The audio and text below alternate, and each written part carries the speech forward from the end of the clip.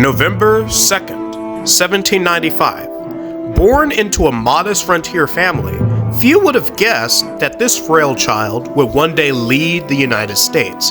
His name, James Knox Polk. As a boy, Polk was often sickly. At 11, he endured a brutal surgery for gallstones without anesthesia. The pain was excruciating, but it forged a will of iron. Despite his weak constitution, Polk's mind was razor sharp. He graduated from the University of North Carolina at the top of his class and quickly turned to law. But his true passion was politics.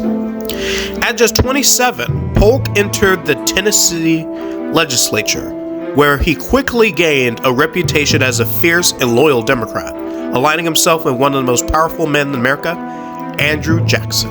In 1825, he was elected to Congress, where he became one of Jackson's most trusted allies, earning the nickname Young Hickory, a tribute to Jackson's Old Hickory. For 14 years, Polk fought for Jacksonian democracy, expanding executive power, opposing the National Bank, and defending states' rights. By 1839, Polk has risen to governor of Tennessee, but after losing re-election twice, his political career seemed over, until fate intervened. The Democratic Party was divided. Former President Marvin Van Buren was rejected. A compromise was needed, and so on the 9th ballot, James K. Polk became the first dark horse candidate in American history. Polk ran on expansion. Texas, Oregon, California. Manifest destiny was his promise.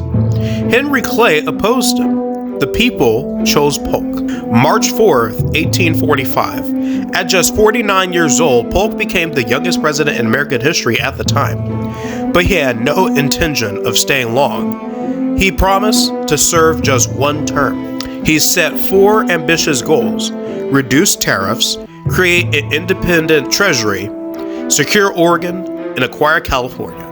In 4 years, he would do it all. Rather than fight Britain over Oregon, Polk negotiated a peaceful settlement, securing the 49th parallel as the border. But with Mexico, war was inevitable. Polk sent troops to the disputed Texas border.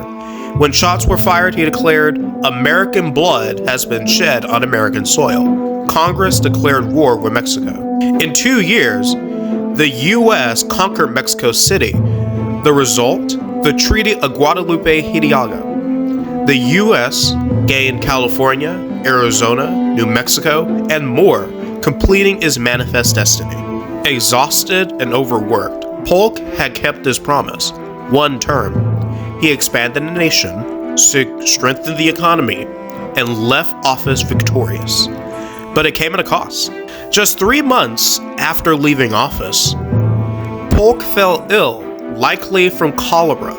The man who had expanded America's borders now lay on his deathbed. June 15th, 1849. At just 53 years old, James K. Polk became the youngest former president to die.